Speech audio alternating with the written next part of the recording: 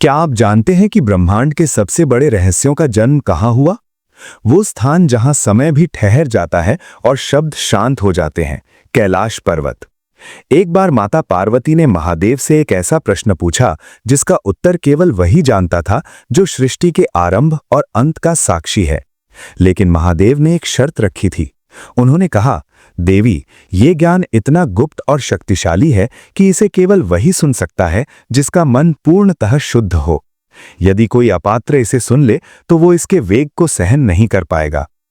महादेव और पार्वती एक एकांत गुफा में प्रवेश कर गए, जिसके द्वार पर नंदी को पहरेदारी के लिए खड़ा किया गया। आदेश था, कोई भीतर ना आए और कोई ध्वनि बाहर ना जाए। पर उस दिन नियति को कुछ और ही मंजूर था। नंदी, जो महादेव के सबसे अनन्य भक्त हैं, उन्होंने अनजाने में उस द्वार के पीछे से वो बातें सुन ली जो देवताओं के लिए भी दुर्लभ थीं। आज के इस विशेष वीडियो में हम प्राचीन गाथा रहस्य पर उन्हीं गुप्त संवादों की गहराई में उतरेंगे। वो बातें जो केवल प्रेम और भक्ति के बारे में नहीं थीं, बल्कि जीवन, मृत्यु, कर्म और मोक्ष का वो ब्लूप्रिंट थीं जिसे आज का विज्ञान भी समझने की कोशिश कर रहा है। बने रहिए अंत तक, क्योंकि आज आपको वो सूत्र मिलने वाले हैं जो आपके जीवन को देखने का नजरिया बदल देंगे। नमो नमः। मैं हूं आपका दोस्त ऋषि और आप देख रहे हैं प्राचीन गाथा रहस्य। हमारे पुराणों में शिव और पार्वती के संवादों को आगम कहा गया है। ये केवल एक बातचीत नहीं, बल्कि एक गुरु और शिष्या के बीच का सर्वोच्च ज्ञान का आदान प्रदान है। अक्सर हम मंदिर जाते हैं, पूजा करते हैं, पर क्या हम उन रहस्यों को जानते हैं जो महादेव ने स्वयं अपनी अर्धांगिनी को बताए थे? नंदी ने जो सुना वो कोई साधारण गपशप नहीं थी। वो विज्ञान, भैरव तंत्र और शिव सूत्र का सार था। चलिए उस एकांत गुफा के द्वार को मानसिक रूप से खोलते हैं और सुनते हैं वो गुप्त बातें। पहला रहस्य, माया और यथार्थ। मित्रों, संवाद की शुरुआत में ही माता पार्वती ने वो प्रश्न किया जो सदियों से हर जिज्ञासु के मन में उठता रहा है। उन्होंने पूछा, हे प्राणनाथ, आप वैराग्य के स्वामी हैं, आप सत्य के साक्षात रूप हैं। मुझे बताइए कि ये दृश्य जगत जो हमें इतना वास्तविक लगता है, क्या ये सत्य है? यदि ये सत्य है तो इसमें इतना कष्ट, इतना शोक और इतना भय क्यों है? और यदि ये असत्य है तो ये इतना सजीव क्यों प्रतीत होता है? महादेव ने मंद मुस्कान के साथ अपनी आंखें खोलीं। उनकी वाणी में ऐसी गूंज थी जैसे कोई गहरा सागर बोल रहा हो।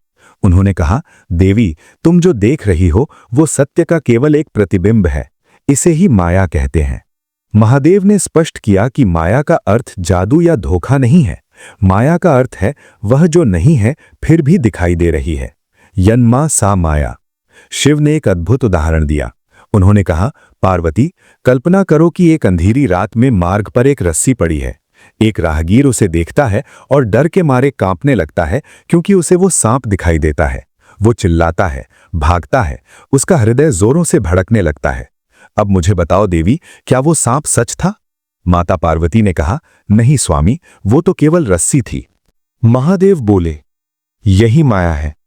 सांप सच नहीं था, लेकिन उस व्यक्ति का भय सच था।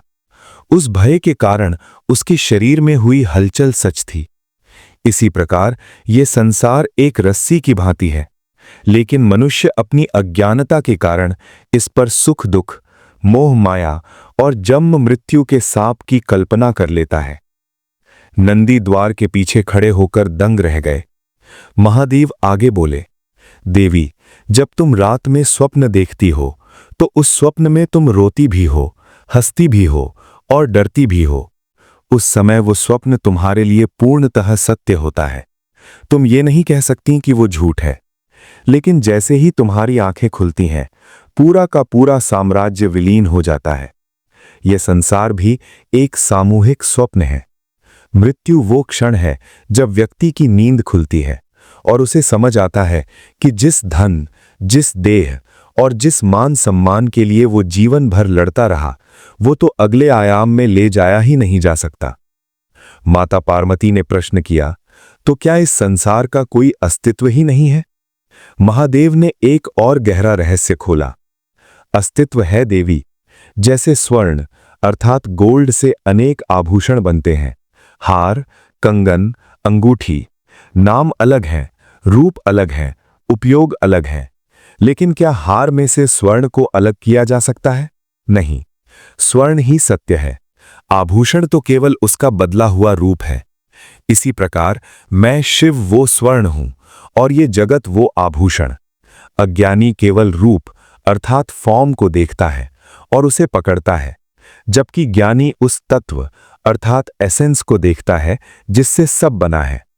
जो व्यक्ति कण कण में मुझे देखने लगता है, उसके लिए माया का पर्दा हट जाता है। अब यहां रुककर सोचिए, महादेव की ये बात आज के प्राचीन गाथा रहस्य के दर्शकों के लिए कितनी जरूरी है।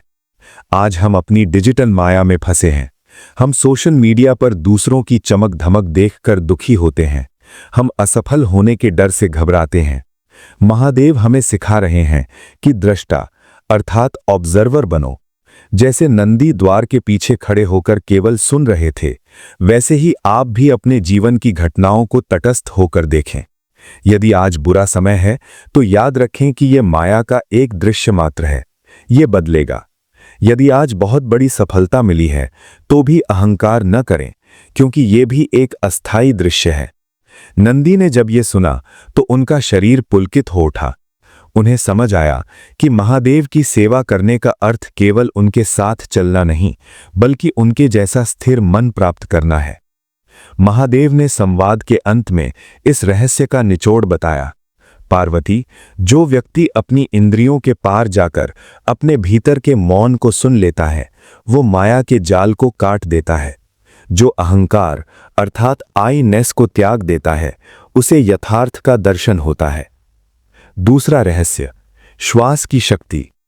मित्रों, माया के रहस्य को सुलझाने के बाद माता पार्वती के मन में एक व्यावहारिक जिज्ञासा जगी। उन्होंने पूछा, हे सर्वेश्वर, माया को समझना तो बुद्धि का काम है, लेकिन ये मन तो उस चंचल हिरण की तरह है जो एक क्षण भी स्थिर नहीं रहता। इस मन को वश में करने का, इस पर विजय पाने का सबसे सरल और गुप्त मार्ग क्या है? महादेव ने देवी की ओर देखा और एक लंबी गहरी सांस ली। उन्होंने कहा, देवी, मन को पकड़ने का कोई हाथ नहीं होता, लेकिन मन की एक डोर होती है। वो डोर है श्वास, ब्रेथ। महादेव ने एक ऐसा सूत्र दिया जो आज के आधुनिक मनोविज्ञान का भी आधार है। शिव ने कहा, हे पार्वती, चले वाते चलम चित्तम, निश्चले निश्चलम भवेत। अर्थात जब श्वास चलती है अर्थात तेज होती है तो चित्त भी, मन भी विचलित होता है, और जब श्वास स्थिर होती है तो मन भी स्थिर हो जाता है। क्या आपने कभी गौर किया है, जब आप क्रोध में होते हैं आपकी श्वास तेज और उथली हो जाती है, जब आप शांत होते हैं आपकी श्वास लंबी और गहरी हो जाती है। महादेव ने समझाया कि यदि हम अपनी श्वास को नियंत्रित कर लें तो मन अपने आप हमारा दास बन जाएगा। अब यहां महादेव ने वो रहस्य खोला जिसे सुनकर नंदी के कान खड़े हो गए। शिव ने विज्ञान भैरव तंत्र की सबसे गुप्त विधि बताई। उन्होंने कहा, देवी, जब श्वास भीतर जाती है तो वो एक बिंदु पर रुकती है, और जब श्वास बाहर निकलती है तो वो भी एक बिंदु पर ठहरती है। इन दो श्वासों के बीच जो सूक्ष्म क्षण है, जहां न श्वास भीतर है और न बाहर, वही शून्य है। वही स्थान मेरा, शिव का धाम है। जो साधक उस छोटे से अंतराल, द गैप पर अपना ध्यान टिका ले, वो जीते जी मोक्ष को प्राप्त कर लेता है।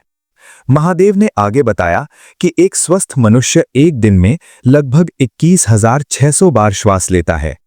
शिव ने कहा, देवी, हर श्वास के साथ एक ध्वनि निकलती है। भीतर जाते समय सो और बाहर आते समय हम।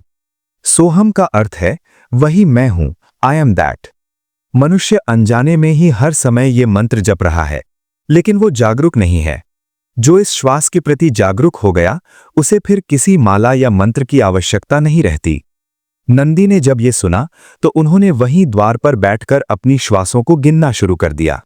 उन्हें पहली बार एहसास हुआ कि जिस ईश्वर को वे बाहर ढूंढ रहे थे, वो तो उनकी हर आती जाती श्वास में स्पंदन कर रहा है। महादेव ने एक और विस्मयकारी बात कही। उन्होंने बताया कि प्रकृति ने हर जीव की आयु वर्षों में नहीं बल्कि श्वासों में लिखी है।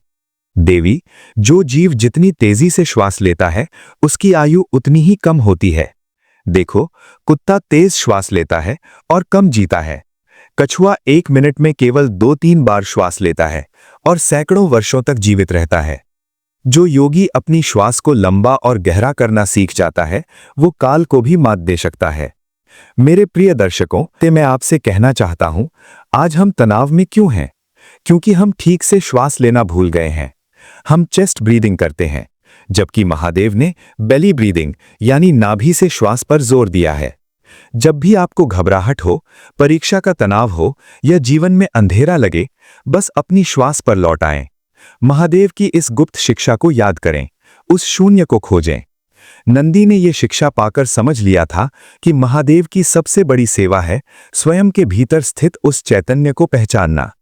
नंदी द्वार के पीछे मंत्रमुग्ध थे। उन्हें लग रहा था जैसे उनका शरीर हल्का होकर हवा में तैर रहा हो, लेकिन रहस्य अभी और गहरे होने वाले थे। पार्वती ने अब पूछा, प्रभु, ये तो हुई शरीर और मन की बात, पर कर्मों के बंधन से कैसे मुक्ति मिले? तीसरा रहस्य, प्रेम और वैराग्य का संतुलन। मित्रों, अब हम उस रहस्य की ओर बढ़ रहे हैं जो आज के रिलेशनशिप और मानसिक शांति के दौर में सबसे बड़ी कुंजी है। माता पार्वती ने एक बहुत ही कोमल लेकिन गहरा प्रश्न किया। उन्होंने पूछा, स्वामी, आप महादेव हैं, आप काल के भी काल हैं। आपने कामदेव को भस्म किया, आप संसार के मोह से कोसों दूर कैलाश के शिखर पर एकांत में रहते हैं। फिर आपने मुझसे विवाह क्यों किया? एक वैरागी और एक गृहस्थ का मिलन कैसे संभव है? क्या प्रेम और वैराग्य एक साथ रह सकते हैं? महादेव ने देवी का हाथ अपने हाथ में लिया और बोले, पार्वती, संसार समझता है कि वैराग्य का अर्थ है सब कुछ छोड़ देना, पर सत्य यह है कि वैराग्य का अर्थ है सब कुछ होते हुए भी किसी में न अटकना। महादेव ने एक अत्यंत सुंदर उदाहरण दिया। उन्होंने कहा, देवी, उस कमल के पत्ते को देखो जो जल में रहता है। वो जल के बिना जीवित नहीं रह सकता, जल ही उसका आधार है, लेकिन वो जल की एक बूंद को भी अपने ऊपर ठहरने नहीं देता। वो जल में रहकर भी जल से अछूता, अनअटैच्ड रहता है।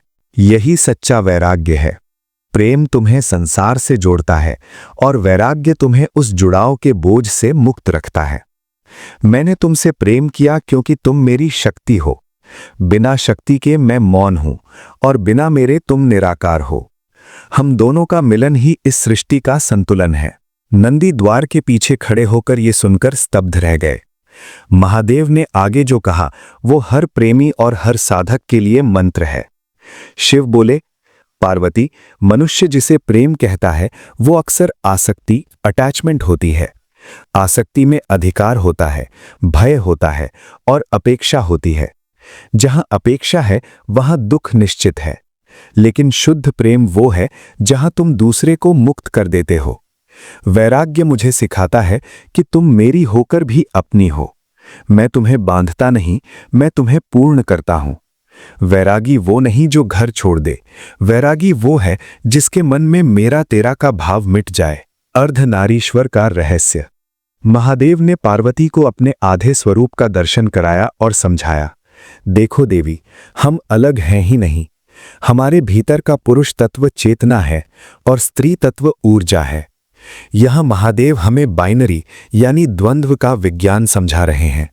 जैसे दिन के बिना रात का महत्व नहीं, वैसे ही वैराग्य के बिना प्रेम केवल वासना है और प्रेम के बिना वैराग्य केवल पत्थर जैसा जड़त्व, डलनेस है। नंदी ने समझा कि महादेव जब ध्यान में बैठते हैं तब भी वे पार्वती से अलग नहीं होते, और जब वे पार्वती के साथ होते हैं तब भी वे अपने आत्म ध्यान से विचलित नहीं होते। यही स्थित प्रज्ञ होने की अवस्था है। मेरे प्रिय दर्शकों, आज के समय में हम या तो काम में इतने डूब जाते हैं कि परिवार भूल जाते हैं, या परिवार के मोह में इतने अंधे हो जाते हैं कि अपना सेल्फ खो देते हैं। महादेव का ये तीसरा रहस्य हमें सिखाता है, be a guest in your own life. अपनी जिम्मेदारियां पूरी शिद्दत से निभाएं, अपने परिवार से प्रेम करें, धन कमाएं, लेकिन भीतर से ये याद रखें कि ये सब एक लीला है। जैसे ही आप मेरा कहना छोड़कर महादेव का कहना शुरू करते हैं, आपका तनाव गायब होने लगता है। नंदी ने सीखा कि सेवा करते हुए भी शांत कैसे रहा जाता है। उन्होंने द्वार की रक्षा की, पर उनके मन में कोई अहंकार नहीं था कि मैं रक्षा कर रहा हूं। वे बस निमित्त मात्र थे। संवाद के अंत में शिव ने कहा, पार्वती, जो व्यक्ति शमशान की भस्म को माथे पर लगाता है वो ये याद रखता है कि अंत में सब मिट्टी है, और जो ये याद रखता है वो वर्तमान के हर क्षण को पूरी गहराई और प्रेम से जीता है, क्योंकि उसे पता है कि ये क्षण दोबारा नहीं आएगा। नंदी की आंखों से आंसू बहने लगे। उन्हें समझ आया कि महादेव कठोर नहीं है, वे तो प्रेम के सागर हैं, बस उस सागर की सतह पर वैराग्य की शांति है। लेकिन दर्शकों, अभी सबसे बड़ी बात बाकी थी। पार्वती ने अब वो प्रश्न पूछा जो मनुष्य की नियति से जुड़ा था। प्रभु, ये कर्म क्या है? क्या मनुष्य अपने भाग्य की लकीरें बदल सकता है? चौथा रहस्य, कर्म की गति। मित्रों, अब हम उस रहस्य की ओर बढ़ रहे हैं जिसे कर्म का सिद्धांत कहा जाता है। माता पार्वती ने वो प्रश्न पूछा जो आज भी हर इंसान को परेशान करता है। उन्होंने पूछा, स्वामी, मैंने देखा है कि कई बार अत्यंत दुष्ट और पापी व्यक्ति सुख भोगते हैं, जबकि आपके अनन्य भक्त जो सदाचारी और सरल हैं, वे कष्टों की अग्नि में तपते रहते हैं। क्या आपका न्याय पक्षपाती है, या फिर कर्म की कोई ऐसी सूक्ष्म गति है जिसे हम मनुष्य देख नहीं पाते? महादेव ने अपनी समाधिस्थ मुद्रा बदली और गंभीर स्वर में कहा, देवी, कर्म की गति अत्यंत गहन है। इसे समझना किसी साधारण बुद्धि के बस में नहीं। जिसे तुम आज का न्याय समझ रही हो, वो दरअसल सदियों पुरानी एक लंबी श्रृंखला की केवल एक कड़ी है। महादेव ने पार्वती को कर्मों का वो वर्गीकरण समझाया जो किसी भी शास्त्र का सार है। उन्होंने एक शिकारी और उसके तरकश का उदाहरण दिया। संचित कर्म, वे सभी कर्म जो हमने पिछले अनगिनत जन्मों में किए हैं और एक गोदाम की तरह जमा है। प्रारब्ध कर्म, संचित कर्मों का वो हिस्सा जो इस जन्म में फल देने के लिए तरकश से निकल चुका है। इसे बदला नहीं जा सकता, इसे भोगना ही पड़ता है। आगामी कर्म, वे कर्म जो हम आज इस क्षण कर रहे हैं और जो हमारे भविष्य का निर्माण करेंगे। महादेव बोले, पार्वती, जो व्यक्ति आज कष्ट भोग रहा है वो दरअसल अपने पुराने प्रारब्ध के बाणों को झेल रहा है, और जो पापी आज सुखी दिख रहा है वो अपने पिछले जन्मों के किसी महान पुण्य की पूंजी को खर्च कर रहा है। जैसे ही वो पूंजी समाप्त होगी, उसका पतन निश्चित है। नंदी ने द्वार के पीछे से सुना कि कर्म केवल क्रिया नहीं है। महादेव ने कहा, देवी, यदि कोई वैद्य किसी रोगी को बचाने के लिए उसका शरीर चीरता है और रोगी की मृत्यु हो जाती है, तो वैद्य को वध का पाप नहीं लगता। लेकिन यदि कोई शत्रु किसी को मारने की नीयत से उस पर प्रहार करता है और वो बच जाता है, तब भी उस शत्रु को हिंसा का पाप लगता है। कर्म हाथ से नहीं, भाव से बनता है। आपका इरादा यानी इंटेंशन ही आपके कर्म का बीज है। इसीलिए अपने कार्यों को नहीं, अपनी नीयत को शुद्ध करो। पार्वती ने व्याकुल होकर पूछा, तो क्या इस चक्र से कभी मुक्ति नहीं है? क्या मनुष्य सदा के लिए अपनी गलतियों का गुलाम बना रहेगा? महादेव ने एक अत्यंत क्रांतिकारी बात कही, मुक्ति संभव है देवी। जैसे आग बीजों को भून देती है और फिर वे अंकुरित नहीं हो सकते, वैसे ही ज्ञान की अग्नि कर्मों को भून देती है। जब मनुष्य ये जान लेता है कि वो ये शरीर नहीं बल्कि आत्मा है, तब उसके कर्म अकर्म में बदल जाते हैं। वो कर्म तो करता है, लेकिन उसके फल की आसक्ति उसे नहीं बांधती। इसे ही निष्काम कर्म कहते हैं। नंदी ने जब ये सुना तो उन्हें समझ आया कि क्यों महादेव कभी विचलित नहीं होते। वे जानते हैं कि संसार का हर सुख और दुख केवल हिसाब किताब का हिस्सा है। मेरे दोस्तों, अगर आज आपके जीवन में संघर्ष है तो निराश ना हो सकता है आप अपने पुराने ऋण चुका रहे हों। महादेव पर विश्वास रखें और आगामी कर्मों पर ध्यान दें। आज का आपका धैर्य, आपकी ईमानदारी और आपकी मेहनत कल के सुखद प्रारब्ध का निर्माण कर रही है। याद रखें, महादेव की अदालत में देर हो सकती है, पर अंधेर नहीं। हर क्रिया की प्रतिक्रिया निश्चित है। नंदी ने यह सुनकर संकल्प लिया कि वे कभी भी फल की इच्छा से महादेव की सेवा नहीं करेंगे, वे केवल प्रेमवश सेवा करेंगे। शिव ने अंत में कहा, पार्वती, एक छोटा सा कर्म भी ब्रह्मांड के कोने कोने तक गूंजता है। जैसे शांत तालाब में एक कंकड़ फेंकने पर लहरें किनारों तक जाती हैं, वैसे ही तुम्हारी एक मुस्कान या तुम्हारा एक अपशब्द पूरे ब्रह्मांड की ऊर्जा को प्रभावित करता है। इसीलिए जागृत रहो। अगर आज आप संघर्ष कर रहे हैं तो याद रखिए कि महादेव की दृष्टि में कुछ भी व्यर्थ नहीं है। आपके धैर्य और मेहनत का संचय हो रहा है, जो सही समय आने पर फलीभूत होगा। जैसे ही संवाद समाप्त हुआ, महादेव की दृष्टि द्वार की ओर गई। उन्होंने देखा कि नंदी वहां खड़े हैं। महादेव ने पूछा, नंदी, क्या तुमने सब सुन लिया? नंदी भयभीत होकर चरणों में गिर पड़े। बोले, प्रभु, मैं तो बस आपकी वाणी के रस में डूब गया था। माता पार्वती को थोड़ा संकोच हुआ कि ये गुप्त बातें सार्वजनिक हो सकती हैं, लेकिन महादेव ने एक अद्भुत बात कही। उन्होंने कहा, नंदी मेरा अंश है। यदि उसने ये ज्ञान सुना है तो इसका अर्थ है कि अब समय आ गया है कि ये ज्ञान केवल कैलाश तक सीमित न रहे, बल्कि उन भक्तों तक पहुंचे जो सत्य की खोज में हैं। यहीं से नंदी के माध्यम से वो ज्ञान ऋषियों और फिर हम तक पहुंचा। मित्रों, महादेव और पार्वती की इन गुप्त बातों का सार क्या है? आत्म जागरूकता, अपने भीतर के शिव को पहचाने, वर्तमान में जीना, श्वास पर ध्यान देना ही वर्तमान में रहना है। निस्वार्थ प्रेम, प्रेम में अधिकार नहीं, समर्पण होना चाहिए। प्राचीन गाथा रहस्य का उद्देश्य केवल कहानियां सुनाना नहीं, बल्कि उन कहानियों के पीछे छिपे जीवन दर्शन को आप तक पहुंचाना है। तो दोस्तों, महादेव की इन गुप्त बातों में से आपको कौन सी बात सबसे ज्यादा प्रेरित कर गई? क्या वो श्वास का रहस्य था या कर्म की गहराई? नीचे कमेंट में हर हर महादेव लिखकर हमें जरूर बताएं। अगर आपको ये जानकारी ज्ञानवर्धक लगी हो तो वीडियो को लाइक करें और अपने मित्रों के साथ शेयर करें, ताकि ये प्राचीन ज्ञान हर घर तक पहुंच सके। और हाँ, अगर आप भी रहस्यों की इस दुनिया में हमारे साथ बने रहना चाहते हैं तो प्राचीन गाथा रहस्य को अभी सब्सक्राइब करें और बेल आइकन दबाना न भूलें। अगले वीडियो में हम बात करेंगे उस रहस्यमयी मंत्र की जिसने अकाल मृत्यु को भी मात दे दी थी। तब तक के लिए मैं ऋषि आपसे विदा लेता हूं। खुश रहिए, आध्यात्मिक रहिए। हर हर महादेव।